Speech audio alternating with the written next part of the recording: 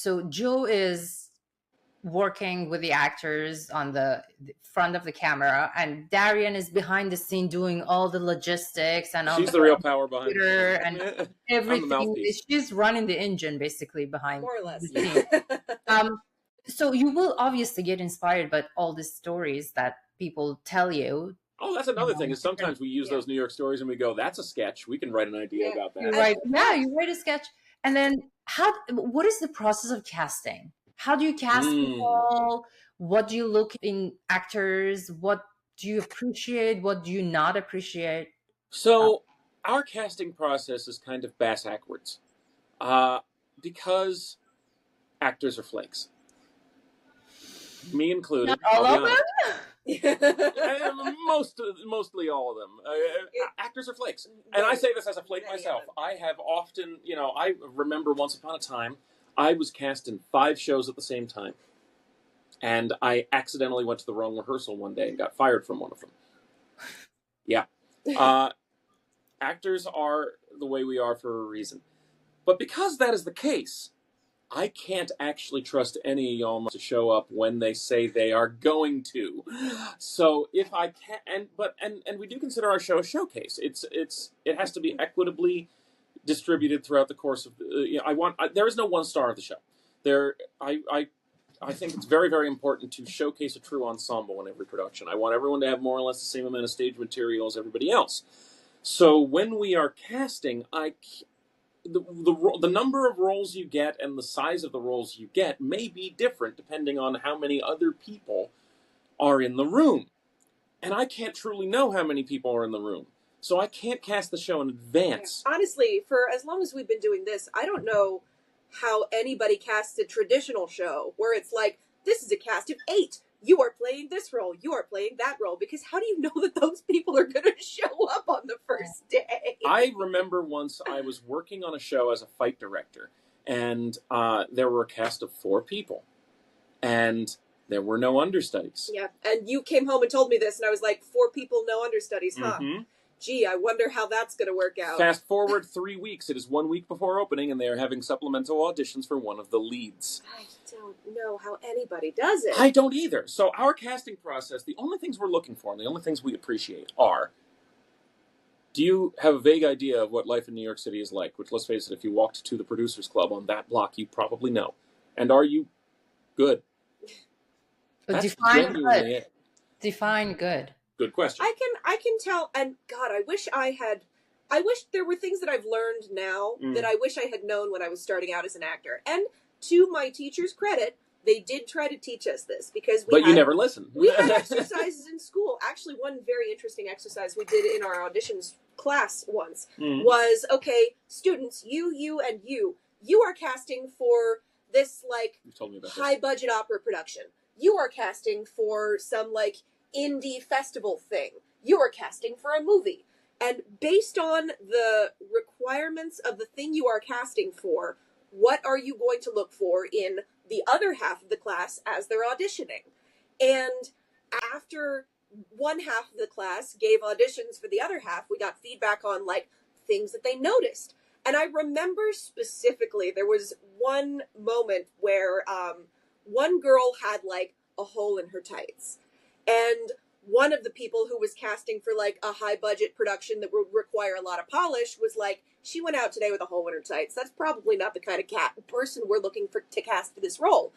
And the person sitting next to that person was I'm looking for more of a gritty, edgy vibe. That's exactly what I want. And that just goes to show that you really can't predict based on the individual, because it varies from production to production. It varies from casting director to casting director. Yeah. It varies between the two of us. Yeah, we have different values. Joe loves handshakes. I hate handshakes. Joe loves follow-up emails. I hate follow-up emails. Just between us two doing the same show. So my biggest advice for the actor that I try to follow myself now is, relax, be yourself. Seriously, just chill. Bring in yourself and be you. Be polished, be professional, be relaxed. This is not a huge deal. It's really not. The thing, you say define good. It's very hard to, because there are a lot of different kinds of good. That's very true. There are a lot of different kinds of good, and really only one way to suck. You know what I mean? If you are clearly unconnected to the material, if you barely know how to comport yourself, if you don't sound like you're performing, you know, if you're just sitting there reading the script and not paying attention and not engaging with us, how you are good. The great thing about our show is it's a very, very open, flexible show. Yeah. We are not looking for one person who is in his late 30s and has an Italian-American accent and is exactly 5'3" because he has to fit into the costume that we've None of that is the case. We can work with anybody. There are next to no age or gender or race or any kind of requirements for any of the roles in our show. There are very, very few that require any kind of sensibility. And because of that, we can work with just about anybody as long as they're not completely incompetent. Yeah, and we've done that on purpose. That's the way a lot of the scenes are written. Right. It's like we have a variety of types, and we're not talking about like, oh, a bubbly party girl type or middle-aged mom type. I'm talking about this role works best when the actor is good at talking fast and has a lot of energy. Or this role works best with somebody who is more naturalistic, maybe a little hesitant. Probably a good role for somebody with not a lot of stage experience, but who is natural on stage. Mm-hmm. And that gives us... Maybe this person doesn't have energy, but they can work pauses. And maybe this person has stage combat training, but doesn't have a musical skill. Or, you know, there are lots of other things we can use. Yeah, that gives us a good variety so that people can bring themselves to the table. And that's also why we have certain roles that are more flexible in the show, because we do want the actors to bring themselves to the table. I have never... Subway Beggar number 3 in Subway Beggars is one of my favorite roles in the show, because people can just play with it. Yes. We have had some incredible singers. We've had incredible musicians and dancers. But we've also had weird things. We've had weird things. Oh, you love weird things. One person just brought in like a large bag of puppets. Trixie, God. And it's so much fun. We have that one guy who was a sketch artist. He's great. Literally a sketch artist in a sketch show, which was funny. We've had people, you know. But the great thing about that then also is because the show is so flexible, we have never had a single person that we've been like, oh, they're so good. But we just don't have a role for them. Yeah. Never has that happened. Never has. What is your promise to the actors? Why actors should come to you and perform for you?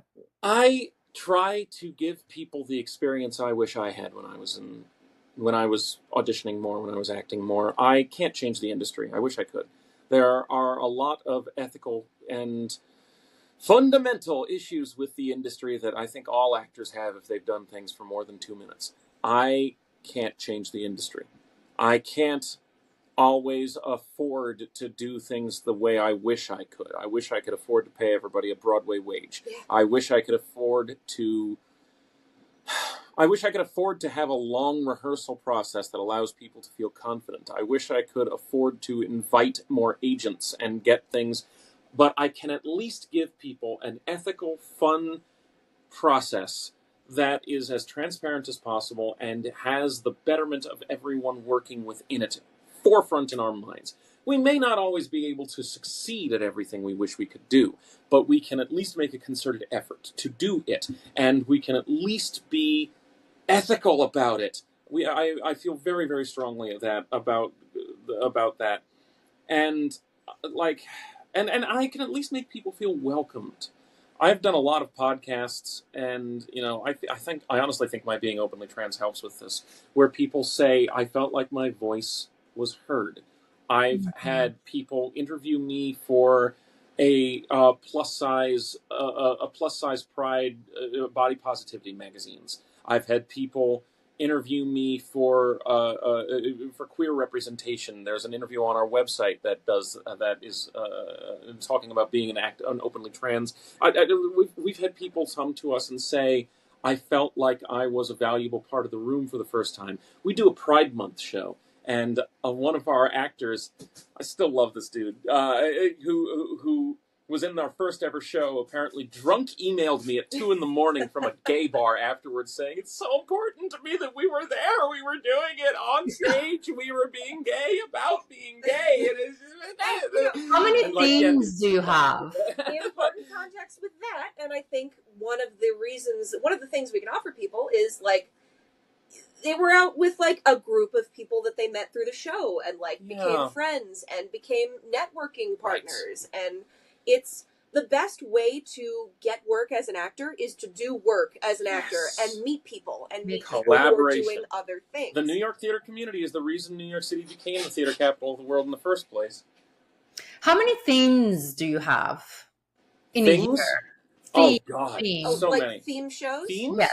We have our flagship show we do every 3 weeks, roughly, with a few exceptions. There's the same sketch every time for every set of actors, right? Generally, yes, but I have so much collaboration and open room in the show. It's never the same twice. There is some flexibility in that, too. Okay. Like, there are... that was why we wrote the scene Catcallers Anonymous. We wrote that because on a fluke at one point, we were able to have, like, 6 or 7 or 8 guys in the cast. Which is rare. Never happens. Yeah. So that's a scene that we add in when we have a lot of guys in the cast. We don't always use that scene. And because of the flexibility in the casting, I remember the very first show we ever did. We have multiple casts. It's our built-in understudy system. Multiple casts performing what is nominally the same show on the same night. It's not always the same, but it is similar enough that in a pinch, if somebody disappears 10 minutes before the show, we could say, okay, crap, can you step in on this show? And people can. But they were talking in the holding room. They were in 2 different casts, and they were bonding.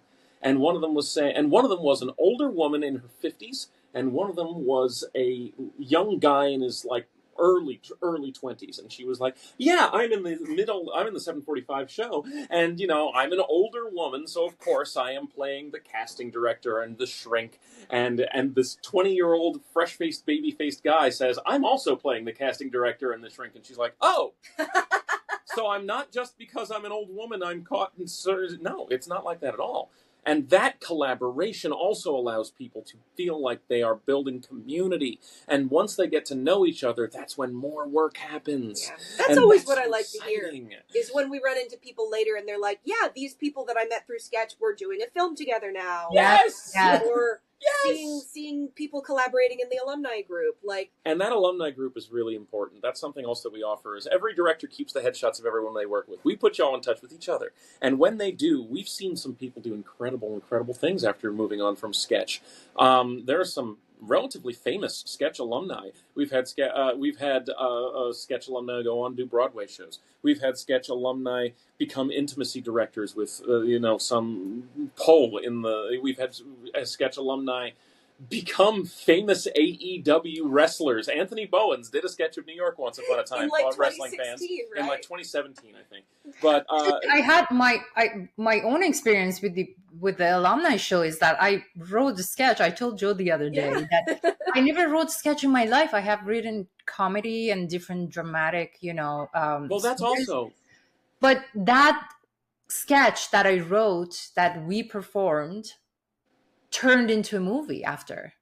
Amazing. That's so cool. Turned into a movie and I submitted it for festival. So that's amazing. Thank you. Yeah. Something. My dogs' needs come first. Such a good one too. You asked about themes, right? You asked about themes. We do the flagship show, but it's more than that. We also the theme show. Sorry, I totally didn't answer your question. We also do theme shows where we invite people back and we say, hey, because there's always people who want to write. There are always people who want to do more, and so we have alumni shows. We have unthemed alumni shows, but we also do have a Christmas show that we do every year. We have a Pride Month show that we do every year. You don't have to be queer to do it, but it is very queer-centric. Every sketch needs a straight man. We have Halloween shows that we do, and we do also produce non-sketch comedy theater as well. We also produce quote-unquote legitimate theater, and we're trying to branch out into other material as well. We want to do a Sketch New York YouTube series. It's just hard to keep the crew nailed down. We have filmed a few sketches. We have we're branching out into lots and lots and lots of other things as well. It's not just the sketch comedy show. We're a full-blown theater company. Which brought me to the next question. Actually, that was a great point that you brought up. I'm glad that it's coming on YouTube. So I wanted to ask, what would be the next big project that you have, Yeah, that would be it. I would love to have a more of a digital presence because there are always sketches that we can't stage. Yeah. There are always sketches that require location changes or really specific props or something, or special effects. There's one sketch that Darien and I really want to do. It's a New York City story. The whole sketch would be it would just be us. Just normally I want to let other actors do as many roles as possible, but this is a role I want to play. It would just be us walking down the sidewalk. I'll tell you the whole sketch. Nobody feel it because I'll tell you the whole sketch. Couple walking down the sidewalk. Just in New York, just ambling hand in hand, and they come across a piece of furniture, like a end table or a dresser, and the two of them look at it and go, "Yeah, that's nice." Maybe they measure it a little bit and keep walking. Well, they keep walking, and they keep walking, and they come to another piece of furniture, and this one's a little more beat up. This one's a little more broken. This one's like a chair with some stuffing coming out. Yeah, a leg is falling off, and they look at it exactly the same way, and they go, yeah. They're kind of measuring it, see if it'll fit in the apartment. Yeah. No dialogue, just. And then they keep walking, and then they come across another piece of furniture, and this one is in terrible shape. Absolute garbage. Absolute garbage. Rats run out of it. Maybe a homeless person is actively peeing on it, and they still go, Yeah, that's. Yeah. We could do something. Yeah. Maybe. Yeah, maybe. And then they keep walking, and then they come to another piece of furniture. And this one is actively on fire. Just a towering inferno, blaze as big as you can possibly imagine. And the two of them stop, and they go, And then the one bit of dialogue in the entire sketch would be, no bed bugs. That's true. Yeah. Blackout. It's a brilliant idea. I want to do it. Obviously, we can't stage it. I cannot obviously stage. So I would love to do more. I would love. We have lots of ideas like that we just can't put on stage. Who comes up with these ideas? Which one of you? Which one of you comes up with these ideas? Which one? I think that one was joint. I think we both kind of birthed that idea together. We have stooped our share of furniture, so that's we much live in New York City.